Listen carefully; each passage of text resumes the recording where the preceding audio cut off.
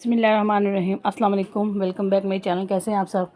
आज मैं फिर ड्रामा कभी मैं कभी तुम की एपिसोड की नेक्स्ट प्रोमो की टीज़र लेकर आई हूँ। बहुत धमाका से ब्लॉकबस्टर पे ड्रामा हमारा ये सुपर डुपर हिट जा रहा है। प्यार मोहब्बत रोमांटिक हर एक चीज़ इस ड्रामे में परफेक्ट हमारी आइडियल बनती जा रही है। किस तरीके से प्यार मोहब्बत से ये घर संजोया, किस तरीके से हानिया आमिर और फ़ाद मुस्तफ़ा दोनों ने मोहब्बत से घर बनाया। अपने घर को सामने फ़हद दोनों ने अपनी फैमिली को गेस्ट रख के एक दूसरे से शादी की, अपने घर को सजाया और किस तरह ये घर तस्बीह के दानों की तरह टूटता जा रहा है। जहाँ आपके सामने हानिया आमिर अपने बाप के घर चली गई है। वहाँ पे फ़ाद मुस्तफ़ा अपने बिज़नेस में बहुत ज़्यादा लॉस उसको होता जा रहा है, जिसकी वजह से उनके घर में लड़ाइयाँ होती जा रही हैं।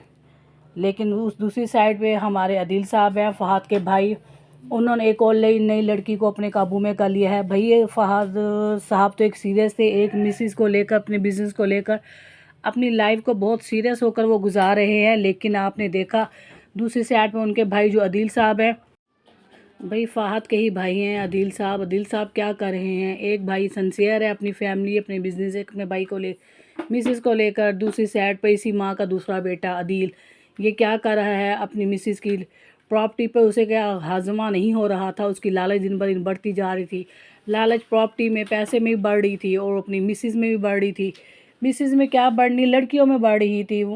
रुबाब कम थी, नताशा मिल गई। नताशा को छोड़कर उसे एक और HR उसकी सेक्रेटरी मिल गई, सेक्रेटरी की मुलाजमा मिल गई ऑफिस में। उस बेवकूफ़ ने यह भी ना सोचा कि जो नई हमारी ऑफिस HR आई हैं वो किसने हायर की है। बगैर सोचे समझे उसके साथ इन्वॉल्व होने लगा और वो भी HR ऐसी है। वो ऑफिस में काम करनी भी क्या कि बार बार थोड़ी देर के बाद पूछनी है चाय पीनी है कॉफ़ी पीनी है। आखिर प्रॉब्लम क्या है, आखिर इसी प्रॉब्लम को वो सोल्व करेगी।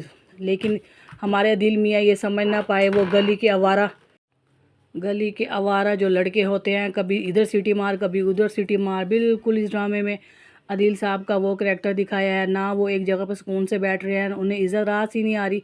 मिसिस की तरफ से रुबाब की तरफ से इतनी उसे प्रॉपर्टी मिल गई है, इज़्ज़त से बैठ कर खाता सारी ज़िंदगी उसकी भी इज़्ज़त बनी रहती, मगर वो लालची निकला, उसे कोई इज़्ज़त रास ना आई। उसने अपने ऑफिस की लड़की को भी फंसा लिया। उसे ये नहीं पता कि वो लड़की आखिर वो क्या कर रही है। अब इस ड्रामे में जो रोल अदील साहब का है वो हर एक तरफ जाल फैलाकर बैठा हुआ है। यहाँ तक कि अपने बाप से भी कहता है कि वो अपना घर जो है वो बेच दे। बाप कहता है कि नहीं मैंने नहीं बेचना, 10 मरले का घर है, सारी ज़िंदगी हमने यहाँ गुजारी है। लेकिन वो अपनी हरकतों से अदील जलील हो रहा है। अपनी हरकतें लालच की वजह से वो बहुत ज़्यादा जलील हो रहा है। पहले उसकी वजह से उसका बाप बीमार हो गया, आज उसी की वजह से ये घर भी बिक रहा है। मगर उसका बाप जो है अदील का वो परेशान हो गया है, क्योंकि वो फ़ात की वजह से उसका दिल पहले बहुत ज़्यादा ख़राब हुआ था।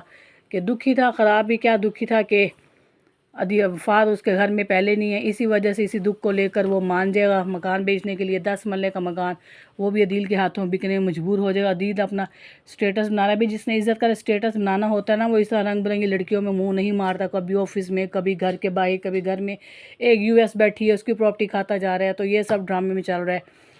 अब एंड में क्या होगा ड्रामे में जी, जो हमारी ऑफिस में नई लड़की हायर की गई है, वो जो नई लड़की हायर की गई है वो असल में ऑफिस का मालिक होता है, वो उसने हायर की होती है अदील की वजह से, ताकि अदील के सारे जो करतूत हैं वो सामने आए। और वो लड़की बड़ी चालाकी और बड़ी होशियारी से लैपटॉप से सारा डाटा निकाल लेगी अदील का।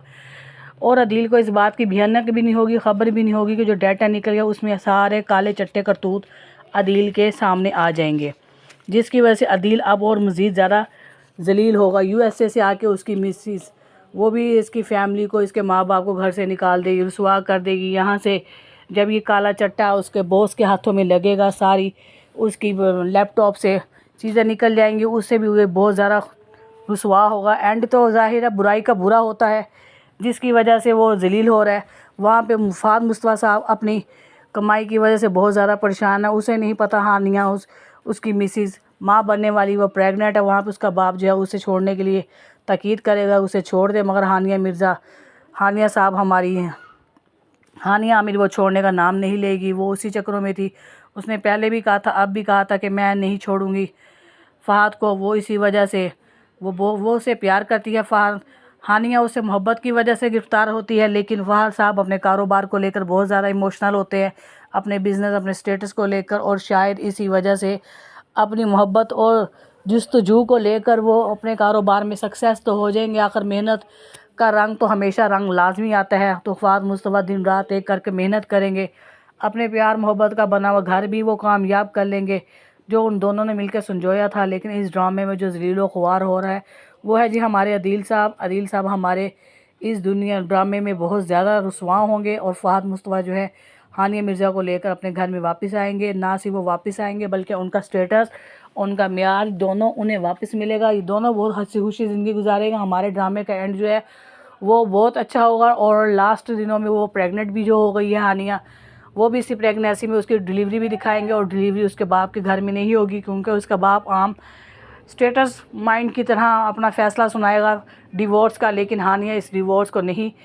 लेना चाहेगी। लेकिन उसने कोशिश तो उसके बाप ने तो बहुत की थी हानिया के वो डिवोर्स नहीं लेगी, बल्कि वो उसकी जो डिलीवरी होगी वो फ़हद मुस्तफ़ा कहेगा कि हम अपने घर में अपना बच्चा पैदा करेंगे, हम इसको किसी के बाप के हाथ, शोहरत तुम्हारे बाप के हाथों इसे नहीं चढ़ने दूंगा, अपनी औलाद को अपने हाथों में रखूँगा, जिस तरह जो हमारा म्यार है हम अपने घर में ही रखेंगे। लेकिन हानिया उसके ऑपोजिट ये बिल्कुल डिसीजन लेती हुई जिस तरह कहता है फ़हद उसी बात पे वो एग्री हो जाती है और अपने बेबी को अपने घर में ही वो डिलीवर कराती है। फ़हद मुस्तफ़ा की दिन रात की मेहनत इतनी कामयाब हो जाती है कि उनका स्टेटस अपने ससुर के बराबर हो जाता है, जिसकी वजह से हानिया भी बहुत ज़्यादा खुश होती है कि भी उसकी लाइफ स्टाइल भी अच्छा है। पहले भी उसने माइंड नहीं किया था, ना अब किया है।